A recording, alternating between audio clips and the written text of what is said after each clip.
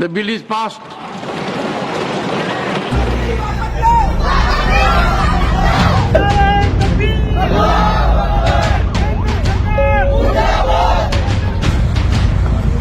वक्फ bill को लेकर जो है विरोध अभी भी चल रहा है। भले संसद से बिल पारित हो गया पर अभी भी यहाँ पे लोग जो है डटे हुए हैं। इस विरोध का यही मतलब है कि हम मुसलमान के साथ ये जो अन्याय हुआ है ये हम नहीं चाहते। भारी तादाद में लोग। भारतीय विदेश मंत्रालय ने बताया कि इस मुलाकात के दौरान प्रधानमंत्री ने बांग्लादेश में अल्पसंख्यक हिंदुओं की सुरक्षा का मुद्दा उनसे उठाया। यूनुस ने उनकी सुरक्षा सुनिश्चित करने और उनके खिलाफ जो अत्याचार हुए हैं उनकी जांच करने की बात भी कही। शेख हसीना के सत्ता से बेदखल होने के बाद यूनुस के साथ प्रधानमंत्री मोदी की जिले में जो बांग्लादेश की ओर से एक निवेदन आया है, मैं इसके बारे में इस समय पे इसके बारे में बातचीत हुई थी और जो हमारे स्पोक्स पर्सन हैं उन्होंने पहले ही इसके बारे में आपको अवगत किया है कि हमारे पास इस मुद्दे पे एक निवेदन आया है। इस समय इस विषय पे कुछ और कहना मेरे लिए उचित नहीं होगा। अब इस मुलाकात के कुछ महत्वपूर्ण पहलुओं पर गौर करते हैं। प्रधानमंत्री ने हिंदुओं की सुरक्षा पर चिंता व्यक्त की क्योंकि बांग्लादेश में अल्पसंख्यकों के साथ होने वाली किसी भी घटना का असर भारत के सीमावर्ती इलाकों पर भी पड़ता है। भारत एक शांत और स्थिर बांग्लादेश चाहता है क्योंकि ये दोनों देशों के आपसी विकास के लिए महत्वपूर्ण है। बांग्लादेश के साथ सकारात्मक और रचनात्मक संबंध बनाने की बात हुई। ये बयान दोनों देशों के बीच सहयोग और साझेदारी मजबूत करने की भारत की प्रतिबद्धता को दर्शाता है। प्रधानमंत्री ने विपक्षी सांसदों के सुझाए गए संशोधन ध्वनि मत से गिर गए। राज्यसभा में वोटिंग से पहले एनडीए के पास 125 सांसदों का सपोर्ट था, लेकिन इस बिल के समर्थन में 128 मत पड़े। ऐसा इसलिए क्योंकि बीजू जनता दल ने यू टर्न ले लिया था, अपनी राय बदल ली थी। पार्टी ने पहले इस बिल का विरोध करने का ऐलान किया था, फिर कहा कि सांसद अपने विवेक से फैसला लें। उनके ऊपर से व्हिप हटा दी गई। खबरों के मुताबिक बीजेडी के 7 राज्यसभा सांसदों में से कुछ ने इसके समर्थन में वोट किया। ये तो रही कि बहुत भारी नेता हैं जेडीयू के, और 2020 के चुनाव में पतंग चुनाव चिन्ह पर चुनाव लड़े थे, 499 वोट आया था। भारी नेता है। इस बीच ये भी खबर आई है कि कांग्रेस पार्टी इस बिल को सुप्रीम कोर्ट में चुनौती देने की तैयारी में है। पार्टी के राज्यसभा सांसद और प्रवक्ता जयराम रमेश ने इस खबर की पुष्टि भी की। सूत्रों के हवाले से अलग अलग इलाकों से पुलिस और अर्धसैनिक बलों के फ्लैग मार्च की तस्वीरें सामने आई।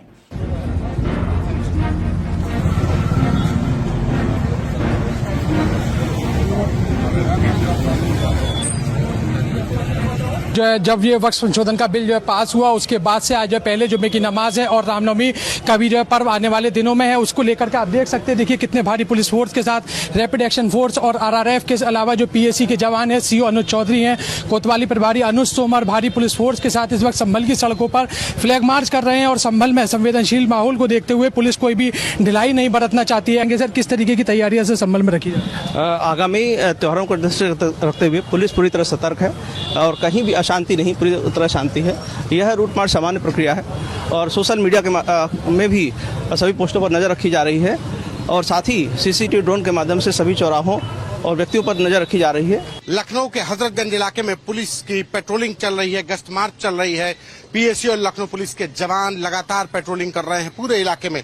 क्षेत्रवार ये सेंसिटिविटी बढ़ाई गई है कि हर जगह पर, चाहे गली मोहल्ला मिश्रित आबादी का क्षेत्र हो या फिर संवेदनशील इलाके, सभी जगहों पर पुलिस फोर्स इसी तरीके से रूट मार्च कर रही है। उत्तर प्रदेश के संभल, बहराइच, लखनऊ, कानपुर, वाराणसी इलाका है। पाक सर्कस 7 पॉइंट क्रॉसिंग बहुत ही महत्वपूर्ण एक जगह है और यहाँ पे इस वक्त जो है प्रदर्शनकारी प्रदर्शन कर रहे हैं और उसके साथ साथ जो है जो पूरा कोलकाता का, सेंट्रल कोलकाता का जो ट्रैफिक है वो बिल्कुल ठप हो गया। आप सुन सकते हैं किस तरह का प्रोटेस्ट यहाँ पे चल रहा है। क्या प्लाकार्ड है आप देख सकते हैं। Waqf amendment bill destroys article 26 of our Indian constitution, ये कहा जा रहा है। कहीं पे ये कहा जा रहा है claiming fairness of Waqf management while ignoring the communities resistance is sure hypocrisy. तो कहीं ना कहीं यहाँ पे मोदी सरकार ने जिस तरह से वक्फ बिल को पास कर दिया है और मेजॉरिटी उनके पास था लोकसभा में, राज्यसभा में भी देखने आने वाला नहीं है। इस बार 1 करोड़ से ज्यादा हिंदू जनता सड़क में आएगा, हर घर में भगवा झंडा लहराएगा, हर एरिया में जय श्री राम का गूंज बहुत जोर से आवाज से के साथ उठेगा। देख लेना, बंगाल में हिंदू अपना ताकत सरस्वती पूजा में दिखाया, फिर एक बार रामनवमी में दिखाना वाला है। हिंदू तैयार है, मुंह तोड़ जवाब देने के लिए तैयार है। रामनवमी ठीक से बीते, इसके लिए उनको कोशिश करनी चाहिए। और सबसे बड़ी बात है, ईद पिछली बार भी शांति से हुआ था। मैं एक सवाल पूछना चाहता हूँ तृणमूल कांग्रेस और सारे सेकुलर लोगों से कि ईद में तो पत्थर नहीं चलता, ईद के नमाज पे कोई हिंदू जाके पत्थर नहीं मारता, तो रामनवमी में क्यों पत्थर मारा जाता है? ये सवाल तो पहले इसका आंसर तो ढूंढिए। जोर शोर से रामनवमी मनाइए, रास्ते पे उतरे और पूरी ताकत कर दिया, जिसके बाद आयोजन समितियों ने कलकत्ता हाईकोर्ट का दरवाजा खटखटाया। 4 अप्रैल को कलकत्ता हाईकोर्ट ने कोलकाता से सटे हावड़ा में रामनवमी का मोहनलाल ने इस रोल को प्ले किया है। उसको बहुत साल पहले जायद मसूद नाम का एक बच्चा कहीं मिलता है, उसको बचाता है, जो कि इंटरनेशनल टेररिस्ट उसको ट्रेन करने जा रहे होते हैं या पकड़ रखा होता है। ये बच्चा 2002 गोधरा दंगों में अपने परिवार को खो के आया है, उसके परिवार को उसके सामने मार दिया गया, बचा के वो आया है। ये इस मोहनलाल के कैरेक्टर के साथ हो जाता है, बड़ा होता है, इसी क्राइम सिंडिकेट का बहुत बड़ा नाम बन जाता है। ये है, फिर फिल्म बहुत सारी चीज़ों गुजरती है। एंड में ये होता है कि ये दोनों मिलके उसी दंगों वाली जगह पे उन 2 लोगों को मार देते हैं जिसने उस बच्चे के परिवार को मारा था। जिन लोगों को मारते हैं उसमें से एक का नाम होता है बाबा बजरंगी, एक का नाम होता है मुन्ना। इसी बाबा बजरंगी नाम पे भी आपत्ति हुई थी, जिसको बदला भी गया है। एक रेफरेंस देखना जरूरी है कि क्या L2 एम्पुरान इतनी विवादित फिल्म है, क्योंकि इन गोपी की जो पिछली फिल्म 2022 में आई थी, जिसका स्क्रीन प्ले उन्होंने लिखा था थीरप्पू, वो अगर आप देखें तो L2 एम्पुरान से तो वो कई गुना अधिक विवादित आप उसको बोल सकेंगे, विस्फोटक कह सकते हैं, ऐसी चीजें उसके अंदर हैं कथित तौर पे। उसमें भी पृथ्वीराज सुकुमारन ने लीड रोल किया था, जिन्होंने L2 एम्पुरान को डायरेक्ट किया है। उस फिल्म में भी गोधरा के दंगों का जिक्र था, फुटेज थी, बाबरी विध्वंस की फुटेज थी, 4 दोस्तों की कहानी थी। उनमें जो 2 प्रमुख दोस्त होते हैं उसमें एक का नाम राम होता है, एक का नाम अब्दुल्ला होता है।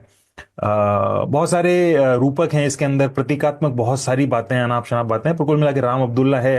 फिल्म के एंड में राम होता है, अब्दुल्ला को मार देता है।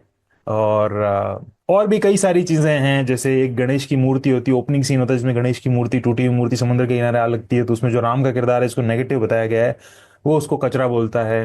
अयोध्या का जिक्र भी आता है, गांधी को गोली मारने का जिक्र भी आता है, मुस्लिम चरमपंथ के जिक्र भी आते हैं, ऐसी बात नहीं है, और सेंसिबल बातें भी बहुत सारी उसके अंदर है। कुल मिला के बात यह है कि आप